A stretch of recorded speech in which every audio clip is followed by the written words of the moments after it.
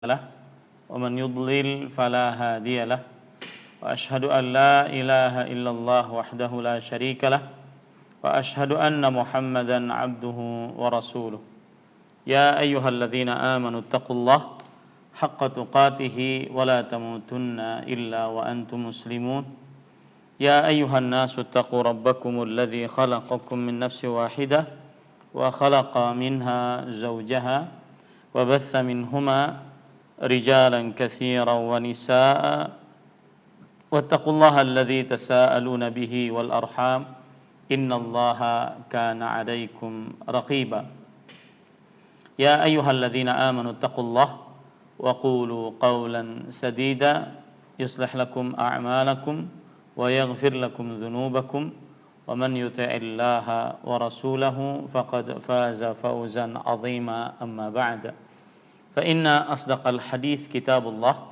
وأحسن الهدي هدي محمد صلى الله عليه وعلى آله وسلم وشر الأمور محدثاتها وكل محدثة بدعة وكل بدعة ضلالة وكل ضلالة في النار.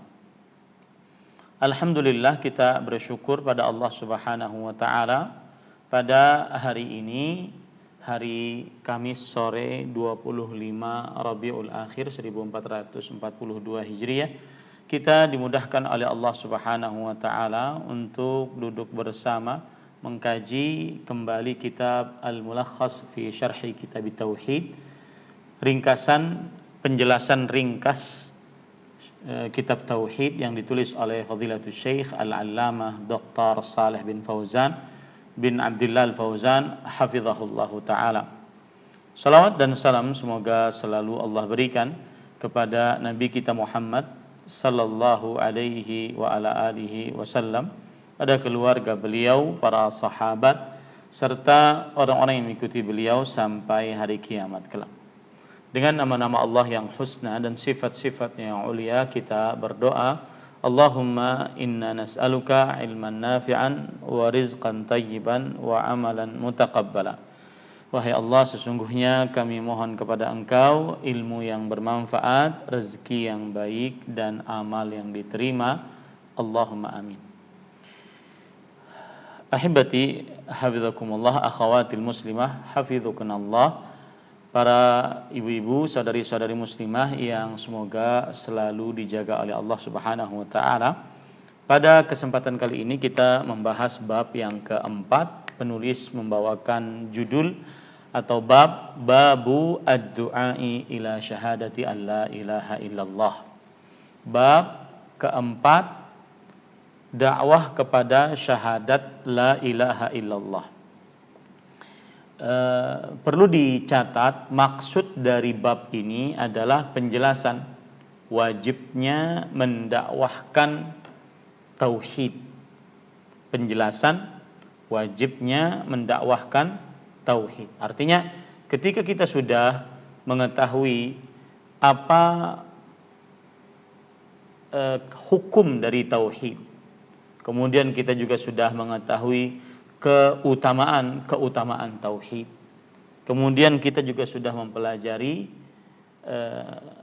bahaya dari kebalikan tauhid, yaitu kesyirikan, maka bab yang keempat ini cocok dan pantas penulis menyebutkan wajibnya mendakwahkan tauhid.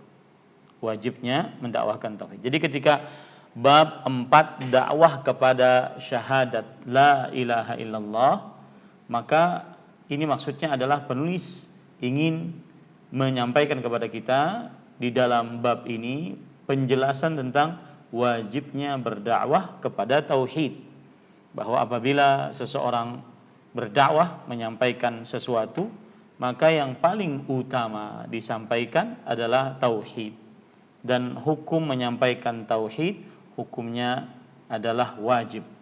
Hukum menyampaikan tauhid adalah wajib. Nah, kemudian penulis Syekh Al-Allamah Dr. Shalih Fauzan hafizahullahu taala mengatakan, wa qaulillahi ta'ala qul hadhihi sabili ad'u ila Allahi ala basirah ana wa man ittaba'ani wa subhanallahi wa ma ana minal musyrikin. Yang artinya firman Allah Subhanahu wa taala, katakanlah inilah jalan agamaku, agama aku dan orang-orang yang mengikutiku, mengajak kalian hanya kepada Allah dengan hujjah yang nyata. Maha suci Allah dan aku tidaklah termasuk sebagai orang-orang musyrik. Yusuf ayat 108. Ini adalah dalil yang pertama yang dibawakan oleh penulis di dalam kitab Tauhid bab 4. Bab wajibnya berdakwah kepada tauhid, syahadat la ilaha illallah. Dan sebelum kita menyebutkan penjelasan selanjutnya, maka kita baca apa yang disebutkan oleh Syekh Al-Allamah Dr. Shalih Fauzan hafizahullah taala, hubungan bab dengan tauhid. Jadi kita harus paham betul bahwasanya setiap bab itu ada maknanya. Maknanya sudah saya sebutkan tadi. Maknanya dari bab 4 adalah kewajiban berdakwah kepada tauhid. Kemudian di setiap bab juga ada hubungan bab tersebut dengan kitab tauhid. Apa sih hubungannya dengan kitab tauhid? Nah, sekarang kita baca munasabatul babi li kitabit tauhid. أن المصنف رحمه الله لما ذكر في الأبواب السابقة التوحيد وفضله وما يوجب الخوف من ضده ذكر في هذا الباب أنه لا ينبغي لمن عرف ذلك أن يقتصر على نفسه بل يجب عليه أن يدعو إلى الله تعالى بالحكمة والموعظة الحسنة كما هو سبيل المرسلين وأتباعهم. نعم. Hubungan antara bab dan kitab tauhid, bahwa setelah pada bab-bab sebelumnya menyebutkan makna dan keutamaan tauhid serta keharusan untuk takut terhadap lawan tauhid yaitu syirik, penulis rahimahullah menyebutkan pada bab ini bahwa orang yang telah mengetahui hal tersebut tidaklah pantas membatasi tauhid bagi dirinya sendiri, tetapi dia wajib mengajak orang lain kepada Allah Ta'ala dengan cara yang hikmah serta nasihat yang baik sebagaimana jalan para rasul dan para pengikutnya. Baik. Jadi hubungan bab keempat dengan kitab tauhid adalah bahwa siapa yang sudah mengetahui tentang keutamaan tauhid, tentang hukum bertauhid, dan juga mengetahui tentang kebalikan dari tauhid, maka jangan sampai tauhid yang ada pada dirinya yang sudah dia ketahui tersebut dia cukupkan untuk dirinya, tetapi dia dakwahkan kepada orang lain. Dia dakwahkan kepada orang lain. Kemudian ahibati hafizakumullahu taala, berdakwah di sini kata penulis adalah dengan hikmah. Dengan hikmah maksudnya adalah, ini kan di sini penulis mengatakan, tetapi dia wajib mengajak orang lain kepada Allah Ta'ala dengan cara yang hikmah. Apa yang dimaksud dengan berdakwah dengan cara yang hikmah? Maka para ulama rahimahumullahu ta'ala, di antaranya Imam Ibnu Katsir rahimahullah, menyebutkan arti hikmah, ya, ketika beliau menafsiri ayat ini. Kata beliau,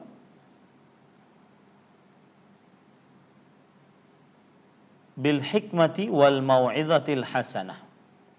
Bil hikmah yaqulu ta'ala amiran rasulahu Muhammadan sallallahu alaihi wasallam an yad'u al khalqa ila Allah bil hikmah. Allah Subhanahu wa taala memerintahkan Nabi Muhammad sallallahu alaihi wasallam untuk berdakwah kepada manusia, mengajak kepada agama Allah Subhanahu wa taala dengan hikmah. Dan kata Imam Ibnu Jarir yang dinukilkan oleh Imam Ibnu Katsir rahimahullah, wa huwa ma anzalahu alaihi minal kitabi was sunnah. Hikmah adalah berdakwah dengan ilmu. Nah, jadi ya, berdakwah dengan apa yang diturunkan oleh Allah dari Al-Qur'an dan hadis Rasul sallallahu alaihi wasallam. Itu perhatikan baik-baik ya, bahwa hikmah adalah berdakwah dengan apa yang ada dalam Al-Qur'an dan apa yang disebutkan oleh Rasul sallallahu alaihi wasallam dalam hadis-hadis yang sahih. Kemudian di sini wal mau'izatil hasanah, dan nasihat yang baik. Apa maksudnya dari nasihat yang baik? Kata Imam Ibnu Katsir rahimahullah, ai bima fihi minaz zawajiri wal waqa'i bin nas dzikruhum biha liyahdharu ba'sallahi ta'ala. Artinya nasihat yang baik adalah memberikan hal-hal yang di dalamnya terdapat larangan-larangan untuk manusia agar mereka menjauhi larangan tersebut. Agar mereka menjauhi larangan tersebut. Itulah yang disebut dengan mau'izah al-hasanah, nasihat yang baik, yaitu menyebutkan apa saja yang terlarang ya untuk dilakukan oleh manusia agar mereka menjauhinya.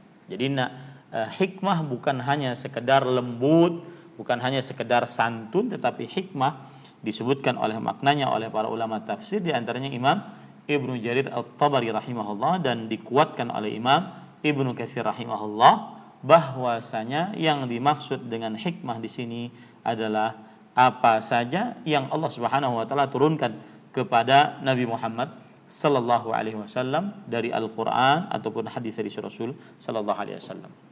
Kemudian penulis membawakan penjelasan beberapa kata yang ada di dalam hadis tersebut atau di dalam bab dulu ya. Penulis mengatakan ad-du'a ay da'watun nas. Nah. Ya. Silakan Bu. Ad-du'a berdakwah, yakni mengajak manusia. Taib, maksudnya di dalam bahasa Arabnya kan babud du'ai. Ad-du'a di sini maksudnya berdakwah, mengajak manusia. Makanya dikatakan dakwah salaf yaitu mengajak. Salaf adalah memahami Al-Qur'an dan hadis dengan pemahaman para salaf saleh, dari para sahabat dan para tabi'in, para tabi'ut tabi'in yang mengikuti mereka para sahabat dengan baik. Taib. Ila syahadati alla ilaha illallah, ay ila tauhidillahi wal imani bihi wa bima ja'at bihi rusuluhu mimma huwa madlulu hadhihi syahadah. Nah. Ila syahadati alla ilaha illallah, kepada syahadat la ilaha illallah, yaitu kepada pentauhidan kepada Allah serta keimanan kepadanya, dan kepada hal-hal yang ditunjukkan oleh syahadat itu yang dibawa oleh para rasul. Taib. Maksudnya adalah mengajak manusia kepada tauhid la ilaha illallah. Tauhid artinya adalah la ilaha illallah, yaitu menjadikan Allah Subhanahu wa taala satu-satunya yang berhak diibadahi. Qul al-khitabu lir-rasuli sallallahu alaihi wasallam. Nah. Qul, katakanlah, ini adalah ucapan yang ditujukan kepada Rasulullah sallallahu alaihi wasallam. Nah, kemudian penulis membawakan menyebutkan beberapa kalimat di dalam ayat. Sebagai dalil yang pertama surat Yusuf ayat 108. Qul, katakanlah, yang memerintah adalah Allah Subhanahu wa taala, ditujukan kepada Rasulullah sallallahu alaihi wasallam. Makanya di sini disebutkan ucapan ini ditujukan kepada Rasulullah sallallahu alaihi wa ala alihi wasallam. Hadhihi ay ad-da'watu allati ad'u ilaiha wa tariqatu allati ana 'alaiha. Nah. Hadhihi, katakanlah, inilah, yakni dakwah yang aku serukan dan jalan yang aku berada di atasnya. Taib. Kemudian ahibati hafizakumullahu taala, hadhihi maksudnya adalah mengikuti jalan Rasulullah sallallahu alaihi wasallam. Sabili tariqati wa da'wati ad'u ila Allah ila tauhidillahi la ila hadzin min hududin dunya wala ila riasatin wala ila hizbiyatin. Nah. Sabili, jalanku dan dakwahku. Ud'u ilallah, aku mengajak kepada Allah, yakni kepada mentauhidkan Allah, bukan untuk mendapatkan suatu perkara duniawi, bukan untuk menjadi pemimpin, bukan pula seruan hizbiyah kepada golongan atau partai. Taib, inilah dakwahnya para rasul alaihi wassalatu wassalam, terutama Nabi kita Muhammad sallallahu alaihi wa ala alihi wasallam, bahwasanya beliau berdakwah kepada Allah Subhanahu wa taala agar mengajak manusia agar mentauhidkan Allah Subhanahu wa taala. Itu tujuan dari berdakwah, mengajak manusia agar mentauhidkan Allah Subhanahu wa taala, bukan untuk mendapatkan bagian dari perkara dunia ataupun kekuasaan ataupun kepada seruan untuk fanatik terhadap golongan, ya. Para ikhwan yang dirahmati Allah, sedikit tentang yang berkaitan dengan golongan.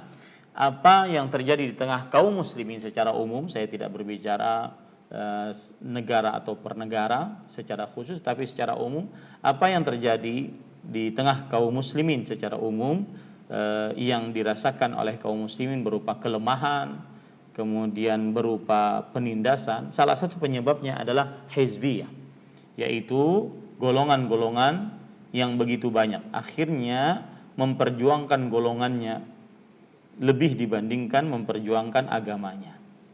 Meskipun kadang-kadang golongan tersebut, ya, mereka berafiliasi kepada golongan Islam ataupun partai Islam ataupun gerakan Islam, tetapi karena berkelompok-berkelompok akhirnya secara natural mereka lebih menegakkan loyalitas dan disloyalitas untuk golongannya, bukan untuk agama. Nah, ini adalah penyebab dari kelemahan kaum muslimin. Ya, bukankah Allah Subhanahu wa taala berfirman di dalam Al-Qur'an pada surat Al-Anfal, wa athi'ullaha wa rasulahu wa la tanaza'u fatafshalu wa tadhhaba rihukum wasbiru innallaha ma'as sabirin. Dan taatilah Allah dan Rasulnya dan janganlah kamu berbantah-bantahan yang menyebabkan kamu menjadi gentar dan kehilangan kekuatanmu. Ini karena setiap kelompok, ya, kullu hizbin bima ladaihim farihun. Setiap kelompok mereka bangga dengan kelompoknya sendiri, sebagaimana disebutkan oleh Allah dalam surah Al-Mu'minun ayat 53, kemudian surat Ar-Rum ayat 32, ya. Minal ladzina farraqu dinahum wa kanu syi'an kullu hizbin bima ladaihim farihun. Yaitu orang-orang yang memecah belah agama mereka dan mereka menjadi beberapa golongan. Tiap-tiap golongan merasa bangga dengan apa yang ada pada golongan mereka. Kullu hizbim, makanya disebut dengan hizbiyah di sini, golongan, ya. Sekelompok kaum muslimin buat golongan, sekelompok kaum muslimin buat golongan, akhirnya memperjuangkan golongannya dibandingkan memperjuangkan Islamnya. Akhirnya loyal dan disloyalnya atas golongannya, bukan atas Islamnya. Nah, ini hati-hati para ikhwah yang dirahmati oleh Allah Subhanahu wa taala. Makanya di dalam dakwah salaf mengajak kepada Al-Quran dan Sunnah yang dipahami oleh para salaf saleh. Mereka tidak mengenal dengan kelompok-kelompok, golongan-golongan, atau mereka tidak mempraktekkan golongan-golongan. Ya, ada pemimpinnya, presidennya tersendiri, ada sekretarisnya, bendaharanya, ada pengurusnya, tidak. Ya, kecuali hanya untuk sekedar pengurusan yang ada di dalam sebuah lembaga pendidikan misalkan. Itu pun karena sangat diperlukan. Dan tetap yang menjadi fokusnya adalah pendidikannya, bukan golongannya, kelompoknya, partainya, atau yang semisalnya. Yakinlah, saya mengajak kepada kaum muslimin, bersatulah di bawah kepemimpinan muslim yang sah, kemudian tinggalkan golongan-golongan tersebut yang membuat setiap golongan akan loyal kepada golongannya, bahkan kadang lebih loyal daripada Islam. Kepada Islam maksud saya. Dan setiap golongan yang lain akan loyal kepada golongannya, bahkan lebih loyal kepada golongannya dibandingkan kepada Islam. Akhirnya Islam dan kaum muslimin kaum muslimin menjadi lemah karena terpecah-pecah. Nah ini jadi hizbiyah itu diambil dari kata tadi surat Al-Rum ayat 32. Kullu hizbin bima ladaihim farihun. Kemudian di dalam ayat juga disebutkan ala basirah, ala ilmin bidzalika wa burhanin aqliyyin wa syar'iyyin wal basiratul ma'rifatul lati yumayyizu biha bainal haqqi wal batil. Na'am. Ala basirah, di atas basirah berarti di atas ilmu, keterangan akal dan keterangan syar'i tentang seruanku. Basirah berarti pengetahuan yang dengannya seseorang bisa membedakan antara yang hak dan yang batil. Baik. Di dalam ayat surat Al-Anfal, surat Yusuf ayat 108 tadi, qul hadhihi sabili ad'u ilallah ala basirah. Katakanlah wahai Muhammad sallallahu alaihi wasallam, inilah jalanku, aku dan orang-orang yang mengikutiku mengajak hanya kepada Allah dengan hujjah yang nyata. Ya, basirah di sini kata penulis adalah ilmu, baik itu ilmu berdasarkan dari dalil syariat, Al-Quran atau hadis atau ijma', ya, atau berdasarkan dari dalil logika, ya, yang tidak bertentangan dengan Al-Quran dan hadis Rasul Sallallahu Alaihi Wasallam. Dan basirah di sini adalah ilmu pengetahuan yang bisa dengannya membedakan mana yang hak, mana yang batil, mana yang lurus, yang kebenaran dengan mana yang menyimpang dan kebatilan. Nah, semestinya ini menjadi pelajaran bagi orang yang berdakwah kepada tauhid atau dia jalan di jalan dakwah, maka dia harus berilmu, tidak boleh dia tidak berilmu. Dia wajib berilmu, menimba ilmu agama sebelum dia berdakwah.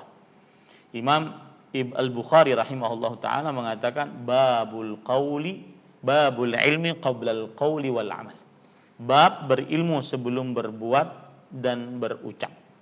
Sebelum berucap dan berbuat. Berilmu dulu sebelum berdakwah. Rasulullah SAW bersabda ballighu anni walau ayah, yang artinya sampaikan atasku walaupun satu ayat.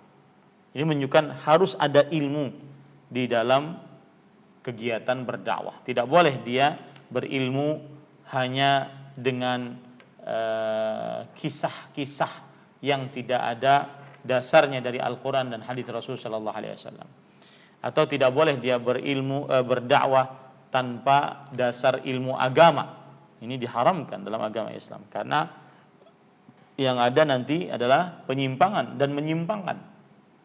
Sebagaimana hadis riwayat Imam At-Tirmidzi, Rasul sallallahu alaihi wasallam bersabda, "Innallaha la yaqbidul ilma intiza'an min suduril ulama, walakin biqabdil ulama, hatta idza lam yubqi 'aliman ittakhadhan nasu ru'usan juhala, fasu'ilu fa'aftau bighairi ilm, fadhallu wa adhallu." Sesungguhnya Allah tidak mencabut ilmu dari hati para ulama secara tiba-tiba, akan tetapi dengan mewafatkan para ulama tersebut. Apabila para ulama tersebut wafat sehingga tidak tersisa seorang alim pun, maka akhirnya manusia akan menjadikan orang-orang yang bodoh menjadi pemimpin dalam agama. Akhirnya mereka ditanya dan menjawab tanpa ilmu, akhirnya sesat dan menyesatkan. Maka wajib berdakwah dengan didasari ilmu pengetahuan. Ini juga menjadi pelajaran bagi para jamaah sekalian yang mengikuti kajian ini. Di zaman media sosial kita tidak diperbolehkan atau diharamkan asal menyebarkan sebuah pengetahuan, ya, tanpa sebelumnya memeriksa apakah pengetahuan yang kita sebarkan tersebut berasal dari Al-Quran dan hadis Rasul Sallallahu Alaihi Wasallam atau tidak bertentangan dengan Al-Quran dan hadis Rasul Sallallahu Alaihi Wasallam. Jadi harus di atas ilmu, dan itu bedanya basirah dengan basar. Kalau basar penglihatan, kalau basirah ilmu pengetahuan. Nah, Kemudian penulis mengatakan wa man ittaba'ani ay amana bi wa saddaqani yahtamilu annahu 'athfun 'ala adh-dhamir al-marfu'i fi ad'u fayakunu al-ma'na ana ad'u ila Allah 'ala basira wa man ittaba'ani kadzalika yad'u ila Allah 'ala basira wa yahtamilu an yakuna 'athfan 'ala adh-dhamir al-munfasil fayakunu al-ma'na ana wa atba'i 'ala basira wa at-tahqiqu anna al-'athfa yatadammanu al-ma'nayayn fa atba'uhu hum ahlul basirati ad-da'una ila Allah. Naam. Wa man ittaba'ani, dan orang-orang yang mengikutiku, yaitu orang-orang yang beriman kepadaku dan membenarkan diriku. Kalimat ini mungkin disambung dengan kata ganti subjek dalam kata ud'u, akan mengajak, sehingga maknanya adalah aku mengajak kepada Allah dengan penuh pengertian dan keyakinan. Demikian pula halnya orang-orang yang mengikutiku juga mengajak kepada Allah dengan ilmu dan keyakinan. Mungkin pula disambung dengan kata ganti ana, sehingga bermakna aku dan orang-orang yang mengikutiku berada di atas ilmu dan keyakinan. Kenyataannya adalah bahwa hal tersebut mengandung kedua makna tersebut, yaitu bahwa pengikut beliau adalah orang-orang yang berada di atas ilmu dan keyakinan lagi mengajak kepada Allah. Jadi di sini intinya ada dua, yaitu artinya adalah wa manittaba'ani, dan orang-orang yang mengikutiku, maksudnya adalah aku berdakwah kepada Allah di atas ilmu pengetahuan. Begitu juga orang-orang yang mengikutiku berdakwah kepada Allah di atas ilmu pengetahuan. Ini makna yang pertama. Makna yang kedua adalah bahwasanya aku dan orang-orang yang mengikutiku di atas ilmu pengetahuan dan kami berdakwah, gitu. Bisa dua-duanya. Jadi ada dua makna. Aku berdakwah di atas ilmu pengetahuan berdasarkan dalil. Begitu juga orang-orang yang mengikutiku dari para sahabat dan para tabi'in, para tabi'ut tabi'in yang mengikutiku dengan mengikuti para sahabat dengan baik juga berdakwah di atas ilmu pengetahuan. Ini makna yang pertama. Makna yang kedua adalah aku, yaitu Rasulullah sallallahu alaihi wasallam, dan orang-orang yang mengikutiku di atas ilmu pengetahuan, dan orang-orang yang mengikutiku di atas ilmu pengetahuan. Maka Syekh Al-Allamah Dr. Saleh bin Fauzan bin Abdullah Al-Fauzan hafizahullah mengatakan dua-duanya bisa dilakukan. Yang pertama yaitu aku berdakwah di atas ilmu pengetahuan, kemudian para salafus saleh, para sahabat, para tabi'in, para tabi'un tabi'in yang mengikutiku juga berdakwah di atas ilmu pengetahuan. Ini makna yang pertama. Makna yang kedua, aku dan orang yang mengikutiku di atas ilmu pengetahuan dan kami berdakwah. Nah, seperti itu. Dua-duanya boleh. Kemudian wa subhanallah wa unazzihullah wa uqaddisu an yakuna lahu syarik fi mulkihi aw ma'budun bihaqqin siwahu. Naam. Wa subhanallah, dan maha suci Allah, artinya dan aku menyucikan dan menjauhkan Allah dari perihal memiliki sekutu dalam kekuasaannya atau dari adanya sembahan yang hak selainnya. Bismillah walhamdulillah. Para ibu-ibu, saudari-saudari muslimah yang dimuliakan oleh Allah Subhanahu wa taala, inilah arti dari subhanallah. Artinya mungkin maha suci Allah, tetapi maknanya adalah mensucikan Allah dari segala kekurangan, baik itu kesyirikan, mensyirikan Allah Subhanahu wa taala, mensucikan Allah dari segala perbuatan. Makanya ucapan subhanallah itu asal hukumnya digunakan saat mengomentari sesuatu yang buruk. Saya ulangi, ucapan subhanallah asalnya digunakan pada saat mengomentari sesuatu yang buruk. Ya, mengomentari sesuatu yang buruk. Ya, seperti misalkan subhanallahi wa ta'ala amma yusyrikun, maha suci Allah dan maha tinggi atas apa yang orang-orang syirikikan terhadap Allah Subhanahu wa ta'ala. Ya, tetapi bisa juga digunakan saat seseorang merasa takjub dengan sesuatu. Ya, bisa juga digunakan merasa takjub dengan sesuatu. Seperti misalkan saat Rasulullah sallallahu alaihi wasallam menulis surat kepada Heraklius. Ya, menulis surat kepada Heraklius. Kemudian Heraklius menjawab, "Tad'uni ila jannatin arduha as-samawati wal ard, fa aina an-naru idzan?" Yang artinya, kata Heraklius ketika mengomentari surat Nabi Muhammad SAW mengajak kepada agama Islam, "Wahai Muhammad sallallahu alaihi wasallam, kamu mengajakku kepada surga yang luasnya seluas langit dan bumi. Kalau seandainya surganya seperti itu, lalu neraka di mana?" Maka Nabi Muhammad SAW menjawab, "Ya subhanallah, idza ja'a al-lail fa inna an-nahar." Ya subhanallah, kalau sudah datang malam, mana siangnya ada? Nah, ini adalah ucapan untuk takjub. Boleh untuk mengucapkan kata-kata takjub dengan kata subhanallah. Tetapi pada keumumannya subhanallah dipakai saat mengucapkan sesuatu yang ingin menghilangkan keburukan, ya, menghilangkan keburukan. Subhanallah diucapkan saat ingin menghilangkan keburukan, saat ingin mensucikan Allah Subhanahu wa ta'ala.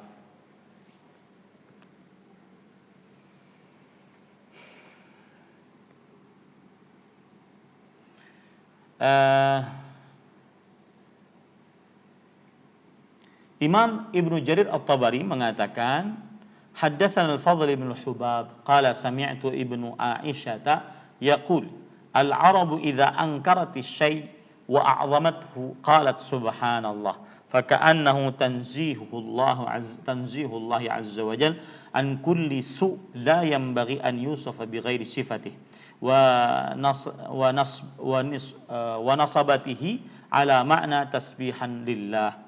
Yang artinya, kata Ibnu Aisyah, ini bukan Aisyah radhiyallahu anha, tetapi Ibnu Aisyah berkata, dinukilkan oleh Imam At-Tabarani rahimahullah, bahwa orang Arab apabila ingin mengingkari sesuatu dan mengagungkan pengingkaran tersebut, maka mengucapkan subhanallah. Ya. Jadi kalau orang Arab ingin mengingkari sesuatu, ya, untuk sesuatu yang tidak pantas untuk Allah Subhanahu wa taala, yang Allah tidak pantas disifati dengannya, maka pada saat itu orang Arab mengucapkan subhanallah. Ya, itu penggunaan asal kata subhanallah. Tetapi boleh juga seseorang menggunakan subhanallah amma yasifun, ya, subhanallah wa ta'ala amma yusyrikun, dan seterusnya. Banyak. Asal hukumnya ucapan subhanallah untuk kata-kata mengingkari sebuah sifat yang buruk untuk Allah Subhanahu wa ta'ala. Tetapi bisa digunakan untuk kata-kata takjub. Nah. Kemudian penulis mengatakan al-ma'na al-ijmali lil ayah. Ya'murullahu rasulahu an yukhbiran nasa an tariqatihi wa sunnatihi annaha ad-da'watu ila syahadati an la ilaha illallah ala ilmin wa yaqinin wa burhan wa kullu man ittaba'ahu yad'u ila ma yad'u ilaihi ala ilmin wa yaqinin wa burhan wa annahu wa atba'uhu yunazzihuna Allah 'anil syariki lahu fil mulkihi wa 'anil syariki lahu fi ibadatihi wa yatabarra'u yaitu berdakwah mengajak kepada syahadat la ilaha illallah dengan dasar ilmu dan keyakinan serta keterangan yang jelas, dan bahwa semua orang yang mengikuti beliau juga berdakwah di atas dasar ilmu dan keyakinan akan hal yang didakwahkan. Di samping itu, beliau beserta orang-orang yang mengikutinya menjauhkan dan menyucikan Allah dan keyakinan akan hal yang didakwahkan. Di samping itu, beliau beserta orang-orang yang mengikutinya menjauhkan dan menyucikan Allah terhadap kepemilikan sekutu dalam kekuasaan dan peribadahan, serta berlepas diri dari para pelaku kesyirikan, meskipun mereka adalah orang yang paling dekat dengan dirinya. Taib. Sekarang akhawatil muslimah hafizakunallah, kita mempelajari makna global dari ayat yang kita baca tadi, surat Yusuf ayat 108. Makna globalnya adalah penulis mengatakan kepada kita bahwa Allah Subhanahu wa taala di dalam ayat ini memerintahkan kepada Rasulullah sallallahu alaihi wasallam agar memberitahukan kepada manusia bahwa beliau ini berdakwah kepada Allah.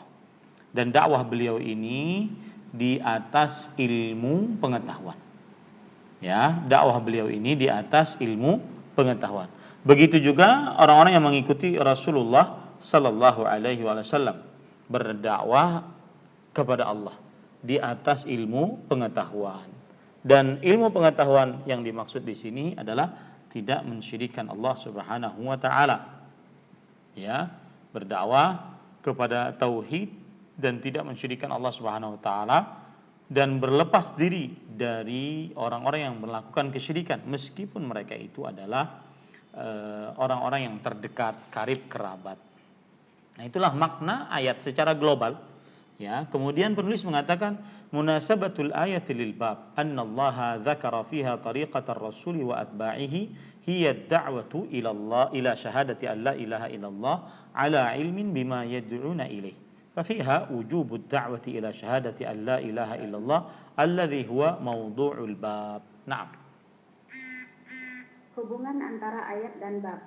Dalam ayat tersebut Allah menyebutkan jalan Rasulullah Sallallahu Alaihi Wasallam dan para pengikutnya, yaitu berdakwah mengajak kepada syahadat la ilaha illallah dengan dasar ilmu tentang hal yang didakwahkan. Maka pada ayat tersebut juga terdapat dalil akan kewajiban berdakwah kepada la ilaha illallah yang merupakan pembahasan bab ini. Ya, sebagaimana sudah kita sebutkan bahwa maksud dari bab ini adalah wajibnya berdakwah kepada la ilaha illallah. Maka dari ayat kita bisa dapati wajibnya berdakwah kepada la ilaha illallah karena itu adalah jalannya Pak Nabi Muhammad sallallahu alaihi wasallam. Maka mengikuti Nabi Muhammad sallallahu alaihi wasallam hukumnya wajib. Ya. Maka berdakwah kepada la ilaha illallah juga hukumnya wajib. Nah, kemudian setelah itu penulis membawakan faidah-faidah yang diambilkan dari ayat ini. Ma yustafadu minal ayah. Awalan anna ad-da'wata ila syahadati an la ilaha illallah hiya tariqatur rasuli wa atba'ihi. Nah. Faidah ayat. Pertama, bahwa dakwah kepada syahadat la ilaha illallah merupakan jalan Rasulullah dan orang-orang yang mengikuti beliau. Nah, tsaniyan ini sudah diketahui. Kalau sudah diketahui kita lewat saja ya. Tsaniyan annahu yajibu 'ala ad-da'iyati an yakuna 'aliman bima yad'u ilaihi 'aliman bima yanha anhu. Nah. Kedua, bahwa orang yang berdakwah wajib mengilmui segala sesuatu yang dia dakwahkan dan mengilmui segala sesuatu yang ia larang dari dakwahnya. Nah, ini saya ingin mengingatkan kepada siapa saja, terutama kita di zaman media sosial ini. Kenapa zaman media sosial ini terutama? Karena media sosial itu kan media yang akhirnya dia bisa diakses oleh orang banyak. Akhirnya siapapun bisa menyebarkan sesuatu, baik itu tulisan, audio, kemudian dia tidak di atas ilmu pengetahuan. Kenapa? Karena kalau seandainya dia berdakwah tanpa ilmu, maka dia yufsidu aktsara mimma yuslih. Dia merusak lebih banyak daripada memperbaiki, ya, merusak lebih banyak daripada memperbaiki. Dan Allah sudah mengharamkan berbicara tanpa ilmu, berbicara agama tanpa ilmu, tanpa dasar ilmu. Seperti misalkan dalam surat Al-A'raf ayat 33, wa an taqulu 'ala Allahi ma la ta'lamun.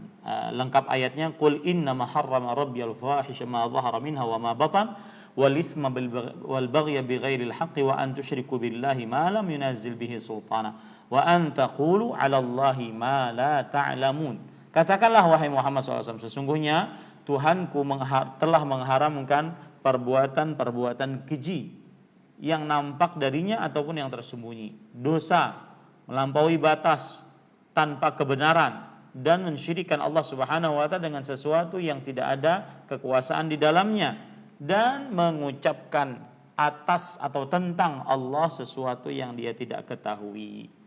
Begitu juga Allah Subhanahu wa taala sudah memperingatkan agar jangan sampai mengucapkan tentang agama tanpa dasar ilmu, ya, mengucapkan tentang agama tanpa dasar ilmu. Kenapa? Karena semuanya akan dimintai pertanggungjawaban nanti oleh Allah Subhanahu wa taala. Dalam surat Al-Isra ayat 36, Allah Subhanahu wa taala berfirman, "Wala taqfu ma laysa laka bihi ilm, innas sam'a wal basara wal fuada kullu ulaika kana anhu mas'ula." Yang artinya, dan janganlah kamu mengucapkan sesuatu yang tanpa ilmu. Sesungguhnya pendengaran, penglihatan, dan juga hati akan dimintai pertanggungjawaban oleh Allah Subhanahu wa taala. Meskipun dia ini, para ikhwan yang dirahmati oleh Allah, ikhlas kepada Allah, ya, ikhlas kepada Allah, maka tidak diperbolehkan seseorang berdakwah tanpa ilmu agama.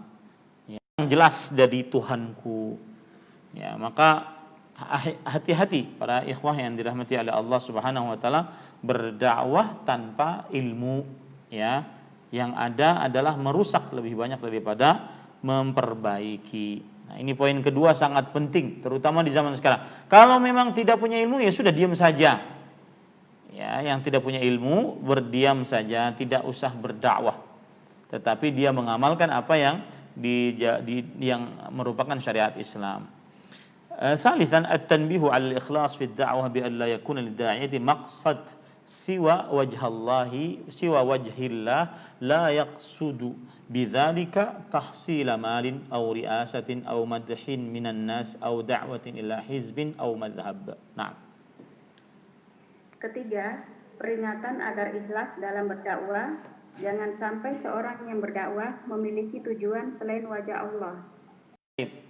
Bismillah, alhamdulillah, wassalatu wassalamu ala rasulillah. Ini juga penting dalam perkara yaitu niat saat berdakwah. Untuk apa dia berdakwah?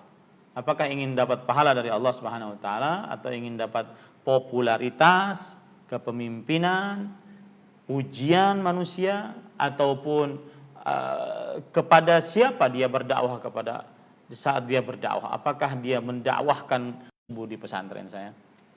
Pulang dari masjid kemudian masuk ke dalam rumah, saya di tengah jalan berpikir, sebelumnya saya ingin mengucapkan bahwa follower saya di Instagram ya lumayan, walhamdulillah. Kemudian mudah-mudahan mereka mendapatkan faidah. Kemudian friend saya juga di Facebook juga lumayan. Tetapi kalau dilihat yang luar biasa, ada yang subscribernya sampai 1 juta, followersnya sampai 1 juta gitu, atau lebih jutaan pokoknya, ya. Jadi di samping followersnya itu ada angka dan huruf gitu, 1M, 1 apa begitu ya. Maka tetap tidak akan bermanfaat di hadapan Allah Subhanahu wa taala jika memang orang tersebut tidak jujur dalam keimanannya kepada Allah Subhanahu wa taala. Sebanyak apa? Kenapa saya mulai dengan follower saya? Karena biar tidak ada orang yang menganggap, mudah-mudahan ini benar-benar nasihat, bukan karena iri, ya. Artinya followers yang nonton, kemudian yang views video kita, yang subscriber channel YouTube kita, yang friends di Facebook kita, dan seterusnya, itu tidak akan bisa memberi manfaat sedikit pun di hadapan Allah Subhanahu wa taala, kecuali dengan izin Allah Subhanahu wa taala. Jangankan manusia biasa, Nabi kita Muhammad sallallahu alaihi wasallam tidak bisa menolong anaknya Fatimah di hadapan Allah Subhanahu wa taala apabila anaknya Fatimah radhiyallahu anha tidak taat kepada Allah Subhanahu wa taala. Maka salah satu hal yang kadang sangat mengganggu keikhlasan di dalam berdakwah, mengganggu hati, perasaan di dalam berdakwah adalah berlomba-lomba mempunyai followers sekian, subscriber sekian, friends sekian, yang views video sekian. Ini benar-benar harus selalu terus introspeksi. Untuk apa kita berdakwah? Ad'u ilallah. Aku berdakwah kepada Allah, kata Allah Subhanahu wa taala. Harus diintrospeksi diri terus niatnya saat dia berdakwah kepada Allah Subhanahu wa taala. Ada sebagian orang kadang-kadang sudah terbiasa dengan yang nonton videonya saat live Facebook misalkan ribuan. Suatu saat karena mungkin satu dan lain hal, Allahu a'lam apa sebabnya, yang nonton akhirnya hanya sekian ratus ribu. Dia menjadi nggak enak hati, menjadi apa gitu. Nah, sekali lagi saya katakan iri dengan yang followersnya sekian, ya, karena saya berbicara seperti ini pun juga dalam keadaan followers saya seperti itu. Maka ahibati hafizakumullah ta'ala, perlu dan selalu untuk muraqabatun niat, mengawasi niat saat berdakwah, niat saat menyebarkan pengumuman. Nih, menyebarkan pengumuman. Ya, saya di zaman sekarang kan Ustaz sendiri yang menyebarkan pengumuman di akunnya sendiri. Saya masih ingat dulu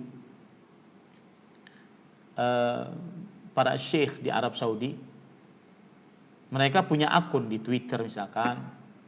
Sekarang mungkin mereka sudah masuk ke dalam Facebook. Kadang apabila ada pengumuman bahwa beliau kajian di Masjid Fulan, maka itu ditulis di bawahnya admin. Artinya lalu banyak orang yang menolongnya, maka dia harus menyebarkan juga. Hampir setiap hari saya sebarkan kajian. Dan itu saya pribadi yang menyebarkan. Disitulah bergejolak. Kadang-kadang bergejolak, apakah kita menyebarkan ini agar orang nonton sehingga mendapatkan ilmu, atau agar orang nonton sehingga mendapatkan pujian. Di situ harus muraqabatun niat. Panitia-panitia kajian juga begitu. Harus mengawasi niatnya. Terutama di zaman pandemi COVID-19 seperti ini, kadang-kadang semakin bergengsi satu dengan yang lainnya. Yang satu mengeluarkan pengumuman, wah kita jangan boleh kalah. Dilihat di situ apakah fastabiqul khairat, berlomba-lomba dalam kebaikan, ataukah fastabiqu al hasadat, berlomba-lomba di dalam hasad, iri, dengki, atau al-i'jab ataupun ujub.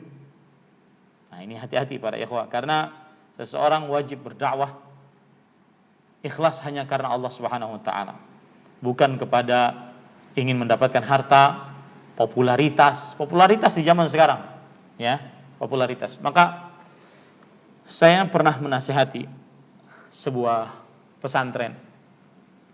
Saya katakan, anak-anak santri jangan diajarkan untuk populer sebelum waktunya dengan cara dia divideokan, kemudian disuruh baca Quran, divideokan, kemudian dikemas suaranya agar pakai apalah begitu, sehingga pakai mixer segala macam, sehingga suaranya enak, jernih didengar. Akhirnya anak tersebut baru mungkin kelas 1 SMP, baru kelas 1 di pesantren, sudah terkenal, sudah dilihat oleh orang banyak. Ini hati-hati, kasihan sang anaknya, masih panjang perjalanannya. Ya, orang-orang yang sudah masyhur di media sosial akan sangat merasakan benarnya perkataan Imam Ahmad yang mengatakan rahimahullah, beliau mengatakan ubtulitu bisyuhrah, Aku diuji dengan popularitas. Aku diuji dengan popularitas. Ini benar-benar ujian. Dan bagi yang benar-benar jujur kepada Allah Subhanahu wa taala, dia akan malu dengan popularitasnya. Bahwasanya imannya sebenarnya tidak seperti popularitasnya. Penjagaan pandangan matanya, penjagaan lisannya, penjagaan telinganya tidak seperti popularitasnya. Orang mengira dia adalah orang saleh, orang mengira dia adalah orang taat, orang mengira dia adalah orang yang menjauhi maksiat. Ternyata Allah Subhanahu wa taala yang menutupi aib-aibnya. Maka saya berpesan ya kepada para orang tua yang kita, seperti yang saya ungkap tadi, di zaman media sosial seperti ini, kadang-kadang kita ingin menampakkan prestasi dari anak-anak kita, ya, terutama dalam prestasi-prestasi agama ya. Maka lebih baik biarkan dia tersembunyi terdahulu. Nanti pada saatnya dia akan memberikan manfaat kepada manusia. Saya pernah menasihati seperti itu kepada beberapa pesantren. Jangan tampakkan kebisaan-kebisaan para santri. Tetapi mungkin para pesantren-pesantren yang membuat seperti itu ada faedahnya, ada manfaat atau ada tujuannya. Salah satunya adalah mengajak kaum muslimin agar membumikan Al-Quran, menyebarkan Al-Quran, menyebarkan bagaimana tata cara baca Al-Quran yang baik. Ya, dan itu adalah inisiatif. Dan semuanya masih di dalam tarik ulur benar atau tidak perbuatan ini. Tapi saya melihatnya lebih baik tidak. Kenapa? Kasihan anaknya. Dia akan masyhur, dia akan populer, belum waktunya. Dia dianggap sebagai ahlinya, belum waktunya. Hatinya belum bisa dia jaga, dan seterusnya. Apalagi kalau seandainya ternyata yang disampaikan, yang divideokan itu memang tidak layak. Sebenarnya tidak layak. Orang saja tidak mengucapkan, sebenarnya tidak layak. Ya, ini juga berlaku kepada public figure yang kadang-kadang menampakkan bacaan Al-Qur'annya di hadapan umum. Ya, ketika followers Anda jutaan, belasan juta, 20-an juta, puluhan juta, ya. Kemudian dengan dalih bahwasanya ingin menyebarkan Al-Qur'an, ingin mengajak kaum muslimin untuk membaca Al-Qur'an, tetapi ternyata bacaannya kurang pas. Maka itu sebenarnya adalah sebuah perbuatan yang tidak cocok untuk disebarkan. Lebih baik baca sendiri, dapat pahala sendiri di hadapan Allah Subhanahu wa taala. Adapun untuk mencontohkan padahal kita belum layak untuk menjadi contoh, ya, akhirnya sebenarnya orang-orang ingin mengoreksinya, tetapi karena mungkin satu dan lain hal, kalau dikoreksi nanti malah jadi rame, kalau dikoreksi dikira iri, kalau dikoreksi, maka lebih baik nasihat seperti ini saya sampaikan. Lebih baik baca sendiri, ya, tidak usah dipublikasikan, ya, karena sangat berkaitan erat dengan permasalahan hati. Meskipun kita tidak menuduh bahwa yang mempublikasikan bacaan-bacaan yang tidak layak untuk dipublikasikan, dia adalah orang yang riya ataupun tidak ikhlas. Kita tidak layak untuk menuduh karena itu adalah perkara hati. Tetapi yang jelas di sini saya ingin mengingatkan sekali lagi kembali kepada permasalahan bahwa saat seseorang berdakwah maka perhatikan masalah keikhlasan. Ya, masalah keikhlasan. Ini ahibati hafizakumullah taala. Nah, kemudian yang keempat, annal basirata faridatun li anna ittiba'ahu sallallahu alaihi wasallam wajibun wa la yatahaqqaqu ittiba'uhu illa bil basirati wa hiya al ilmu wal yaqin. Nah. Yang keempat, bahwa basirah, ilmu dan keyakinan merupakan hal wajib karena mengikuti Rasulullah Shallallahu Alaihi Wasallam adalah wajib. Sedangkan seseorang tidak mungkin bisa mengikuti Rasulullah Shallallahu Alaihi Wasallam kecuali dengan basirah, yaitu ilmu dan keyakinan. Nah, jadi ketika kita berdakwah wajib di atas ilmu pengetahuan. Kenapa? Karena tidak bisa kita mengikuti kecuali di atas ilmu. kita diperintahkan untuk mengikuti Rasul sallallahu alaihi wasallam. Fattabi'uni. Ikutilah aku, kata Rasul sallallahu alaihi wasallam. Maka tidak bisa kita mengikuti kecuali di atas ilmu agama. Maka pada saat itu kita wajib mempunyai ilmu agama. Yang mendakwahkannya juga wajib berilmu agama agar bisa mendakwahkan untuk mengikuti Rasulullah sallallahu alaihi wasallam. Khamisan, husnul tauhid li'annahu tanzihun lillahi ta'ala. Kelima, menunjukkan kebagusan tauhid karena tauhid menyucikan Allah Ta'ala. Salah satu faedah yang menarik dari ayat ini adalah yaitu indahnya tauhid. Tauhid itu indah. Menjadikan Allah satu-satunya yang berhak diibadahi itu indah. Karena berarti kita sedang mengagungkan Allah, mensucikan Allah Subhanahu wa ta'ala. Dan buruknya kesyirikan berarti dia kurang ajar terhadap Allah Subhanahu wa ta'ala. Karena menyamakan Allah, menyamakan selain Allah, yang mana selain Allah itu kadang hina, rendah, binatang, dan seterusnya, disamakan dengan Allah yang maha kuasa, maha perkasa, maha indah, maha bagus, dan seterusnya. Maka di dalam tauhid terdapat keindahan. Keindahannya apa? Yaitu mengagungkan Allah Subhanahu wa taala.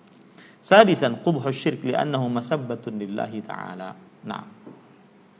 Keenam, menunjukkan jeleknya kesyirikan karena kesyirikan adalah pencelaan terhadap Allah Subhanahu wa taala. Ya, sebagaimana sudah saya sebutkan tadi. Terkadang menyamakan kucing dengan Allah, menyamakan orang yang sudah mati dengan Allah, menyamakan sebilah pisau dengan Allah, menyamakan satu buah batu dengan Allah, ya, menyamakan binatang dengan Allah Subhanahu wa taala. Ini termasuk daripada kekurang ajaran terhadap Allah Subhanahu wa taala. Makanya kesyirikan itu adalah kezaliman yang paling besar. Kenapa demikian? Inna syirka la zulmun azim. Sesungguhnya kesyirikan adalah kezaliman yang paling besar karena dia menyamakan selain Allah, yang mana selain Allah itu makhluk, selain Allah itu tidak memiliki apa-apa, selain Allah itu tidak bisa mendengar doa, selain Allah itu kalaupun mendengar tidak bisa mengabulkan doa, ya. Selain Allah disamakan dengan Allah, Maha Kuasa, Maha Pencipta, Maha Pengatur, dan seterusnya. Sabi'an wujub ibti'adil muslim anil musyrikin la yasiru minhum fi syai' fala yakfi annahu la yusyrik. Nah. Ketujuh, kewajiban seorang muslim untuk menjauhkan diri dari orang-orang musyrikin, sehingga muslim tersebut tidak menjadi bagian dari orang-orang musyrikin dalam satu perkara pun, dan tidaklah cukup dengan tidak berbuat syirik.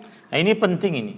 Salah satu hal yang paling penting adalah jangan bersama orang-orang musyrik. Bukan aku tidaklah termasuk sebagai orang-orang yang musyrik. Artinya tidak melakukan perbuatan kesyirikan dan tidak bersama-sama pelaku kesyirikan. Nah, ini alhamdulillah dalil pertama sudah kita bahas, ya. Kita sudah 1 jam. Insyaallah kita masuk ke dalam sesi pertanyaan jika memang ada pertanyaan. Wallahu a'lam. Nah. Dituliskan di room chat.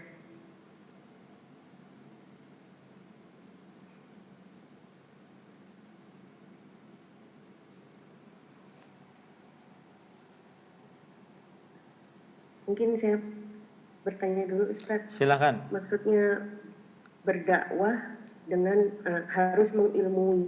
Mengilmui itu maksudnya bagaimana, Ustaz? Ya, apakah kita harus sampai mengamalkan atau bagaimana? Bagus pertanyaannya. Maka jawabannya adalah bahwa apabila seseorang dia berdakwah, maka dia harus mengilmui apa yang dia dakwahkan. Saya beri contoh, pembawa acara berdakwah untuk mengajak orang sholat, maka dia wajib untuk mengetahui tentang sholat. Dia wajib mengetahui apa itu sholat, apa hukum sholat, dan hal-hal yang berkaitan dengan sholat. Nah, seperti itu. Berdakwah jangan ghibah. Maka dia wajib mengetahui apa itu ghibah, apa hukum menghibah, apa bahaya menghibah. Nah, dia harus mengetahui itu dulu, baru dia mendakwahkannya. Nah, adapun mengamalkannya, maka semestinya orang yang berdakwah dia sejatinya harus mengamalkan apa yang dia dakwahkan. Kalau tidak, maka dia akan mendapatkan ancaman. Kalian lakukan. Besar murka Allah jika kalian mengucapkan apa yang tidak kalian lakukan. Nah, ini menunjukkan bahwasanya semestinya orang yang berdakwah dia mengamalkan apa yang dia dakwahkan. Begitu juga hadis Rasul Shallallahu Alaihi Wasallam yang mengancam pemberian siksa kepada orang yang berdakwah dan tidak mengamalkan apa yang dia dakwahkan, yaitu dia akan masuk ke dalam neraka, kemudian semua isi perutnya akan terurai, ya, kemudian dia berjalan mengelilingi neraka tersebut sehingga orang-orang bertanya, alam tanhana anil munkar, alam ta'muruna bil ma'ruf, bukankah kenapa engkau di sini, bukankah engkau yang memerintahkan kepada kami kepada kema'rufan dan mencegah atas kami dari kemungkaran? Maka orang tersebut menjawab, iya, amartukum bil ma'ruf falam ati wa nahaitukum an munkar wa ati. Aku memerintahkan kepada kalian sebuah kema'rufan, tetapi aku tidak mengerjakannya. Aku mencegah atas kalian sebuah kemungkaran, tetapi aku mengerjakannya. Nah, dari dalil yang saya sebutkan tadi menunjukkan tercelanya orang yang berdakwah yang tidak mengamalkan apa yang dia dakwahkan. Tetapi, bismillah.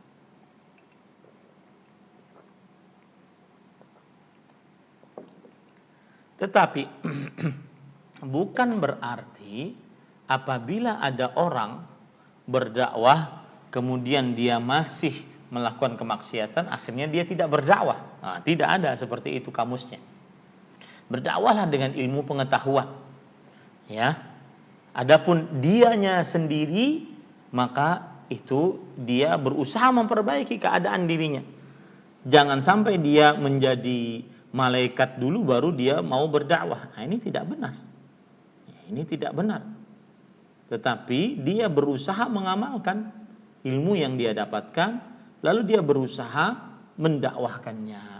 Kalau seandainya di dalam perjalanannya dia memerintahkan kepada yang ma'ruf lalu dia tidak kerjakan, dia mencegah akan yang mungkar lalu dia malah melanggarnya, maka dia bertobat kepada Allah. Tapi jangan sampai hal tersebut menghalangi dia dari berdakwah. Jadi yang dimaksud berdakwah di atas ilmu pengetahuan adalah dia mempunyai ilmu pengetahuan. Karena tidak ada yang menjadi malaikat di atas muka bumi ini, manusia di atas muka bumi ini. Wallahu a'lam. Naam. Baik, syukran Ustaz. Selanjutnya pertanyaan dari chat. Ustadz, bagaimana jika dengan copy paste kajian Ustadz di-share di medsos juga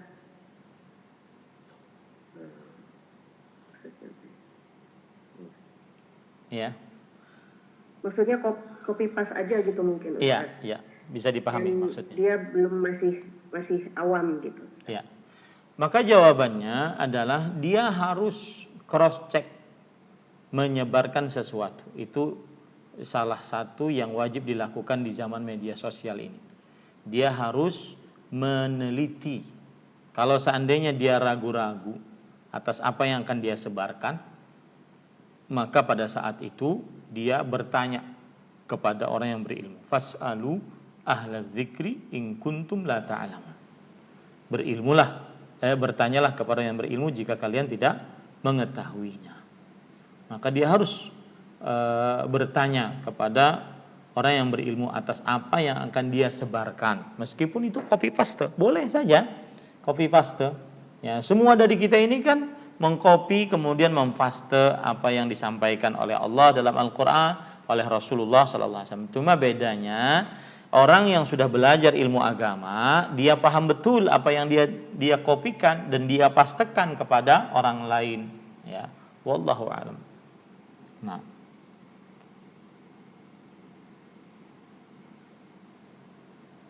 Silakan, Bu. Pertanyaan selanjutnya,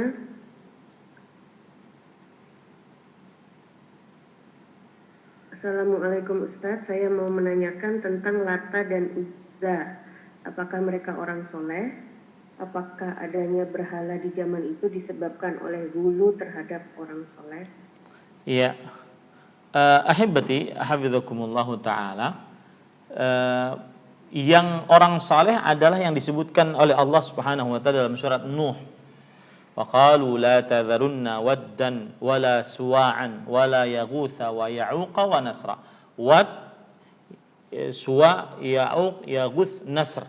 Ini 5 orang saleh yang ada di zaman Nabi Nuh. Kemudian 5 orang saleh ini meninggal. Lalu syaitan membisikkan kepada orang-orang yang hidup pada waktu itu, alangkah bagusnya dibuat patung yang menyerupai 5 orang saleh tersebut. Tujuannya adalah apabila kita sedang lemah iman, maka melihat patung 5 orang saleh tersebut, akhirnya seseorang menjadi semangat lagi untuk beramal ibadah. Generasi pembuat patung yang menyerupai 5 orang saleh tersebut meninggal, datang generasi baru, mereka tidak paham apa-apa, akhirnya syaitan membisikkan kepada mereka agar disembah, ya, agar disembah. Akhirnya disembah.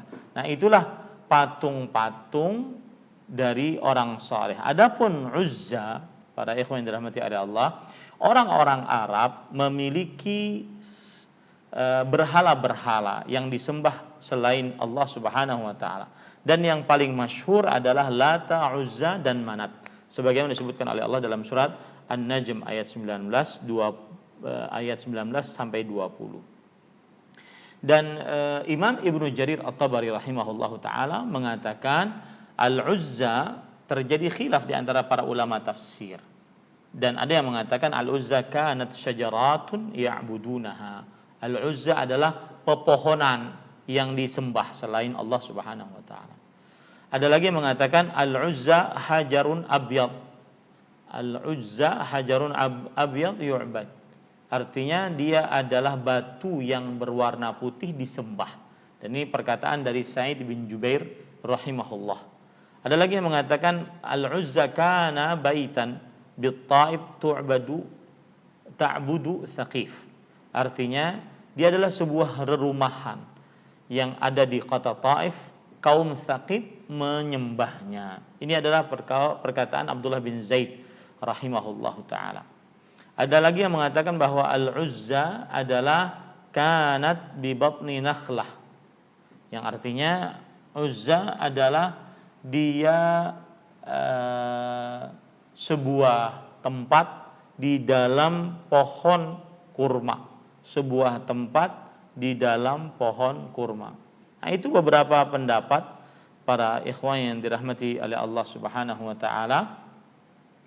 Dan wallahu alam, Uzza adalah yang jelas dia berhala, ya, berhala, dan dia adalah sebuah rumah yang ada di tengah pohon kurma yang diibadahi, diagungkan, dan di atasnya ada 3 pohon yang dianggap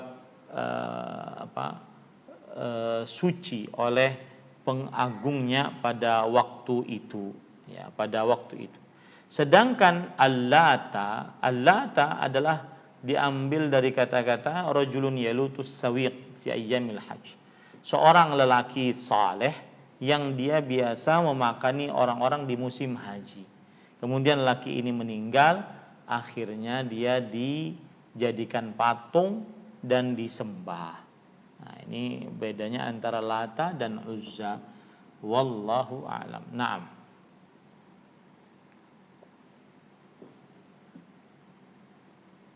Silahkan, tadi ada yang raise hand, Mbak Santi kalau nggak salah. Ya, anak Silahkan. Ya, silahkan. Assalamualaikum Ustadz. Waalaikumsalam warahmatullahi wabarakatuh.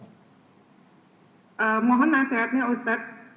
Begini, kami kadang suka pergi ke warung makan, terus bertemu dengan orang laki-laki sekitar umur 35-40 itu selalu membawa kotak untuk meminta sumbangan entah dari pesantren atau dari masjid gitu Ustadz. Dan dia memakai motor, pakaiannya bagus, diparkir agak jauh, dan itu sering ke rumah-rumah makan yang ramai gitu Ustaz.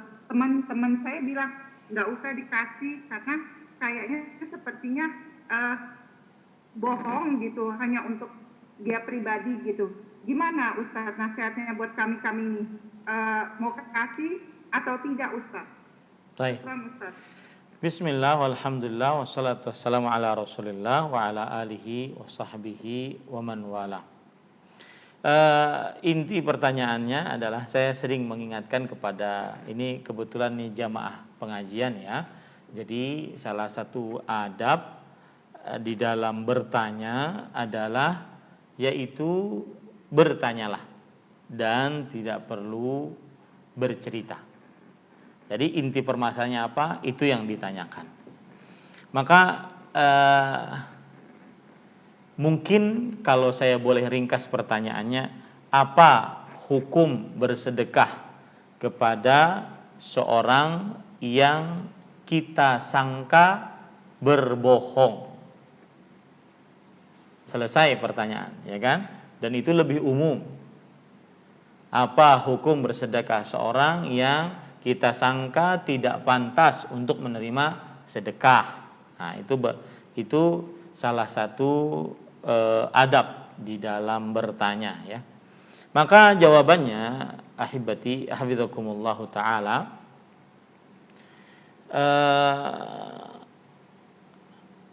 bahwa seorang muslim dia tugasnya adalah meletakkan harta di jalan Allah Subhanahu wa taala. Saat dia mempunyai kelapangan untuk meletakkan hartanya di jalan Allah Subhanahu wa taala, maka dia letakkan. Tanpa dia harus memperhatikan apa yang kepada siapa yang dia sedekahkan.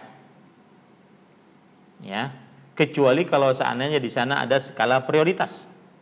Seperti di hadapan kita ada beberapa jenis manusia, maka kepada siapakah kita lebih dahulu mensedekahkan harta kita?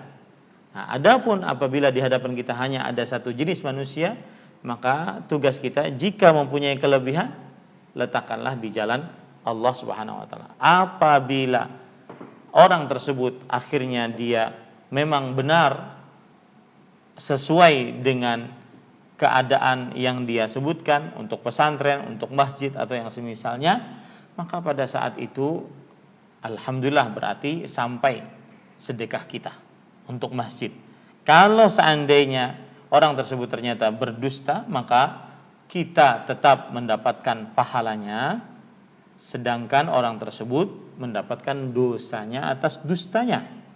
Karena Allah Subhanahu wa taala berfirman dalam ayat tentang sedekah secara umum, wa ma anfaqtum min syai' fahuwa yukhlifu.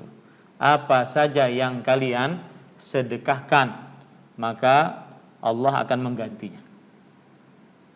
Ustadz, kita bersedekah nih, ternyata dia gunakan sedekah kita untuk berjudi, maka kalau seandainya kita tidak mengetahuinya, tetap kita dapat pahala. Beda hal kalau seandainya kita mengetahuinya, kemudian kita tetap bersedekah, maka dikhawatirkan kita berdosa. Kenapa demikian? Karena tolong menolong dalam dosa dan permusuhan. Nah, jadi bagaimanapun seseorang yang bersedekah, selama dia meletakkan harta di jalan Allah Subhanahu wa taala, maka dia akan dapatkan pahala sedekahnya. Ya, adapun orang yang ternyata tidak cocok dia disedekahi, maka dia akan menanggung dosanya. Dia akan menanggung dosanya. Wallahu a'lam.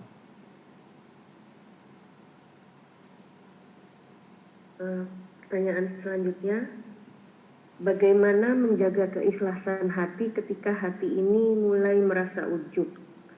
Langkah-langkah terutama bagi kami penuntut ilmu. Bagus ini pertanyaannya. Maka jawabannya ada pada ayat yang minimal 17 kali sehari semalam kita baca. Iyyaka na'budu wa iyyaka nasta'in. Hanya kepadamu kami beribadah dan hanya kepadamu kami minta pertolongan. Apabila ada orang riya, maka dengan menerapkan iyyaka na'budu terlepas dia dari riya. Hanya kepadamu kami beribadah. Hanya kepadamu kami beribadah, mencari pahala, mencari karunia, hanya kepadamu.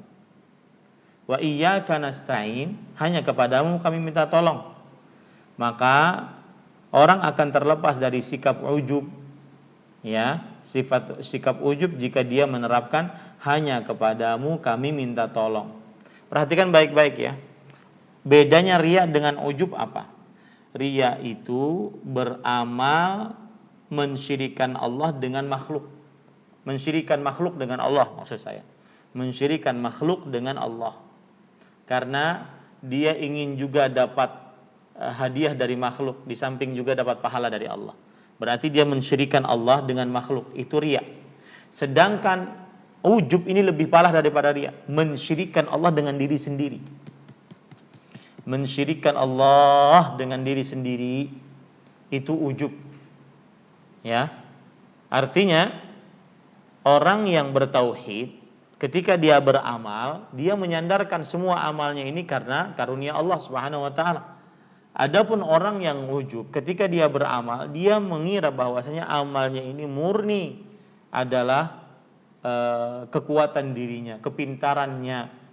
Makanya saya katakan agar terlepas dari sifat ujub adalah iyyaka nasta'in, hanya kepadamu kami minta pertolongan. Minta pertolonganlah selus kepada Allah, jangan bersandar hanya kepada kekuatan manusiawi. Wallahu alam.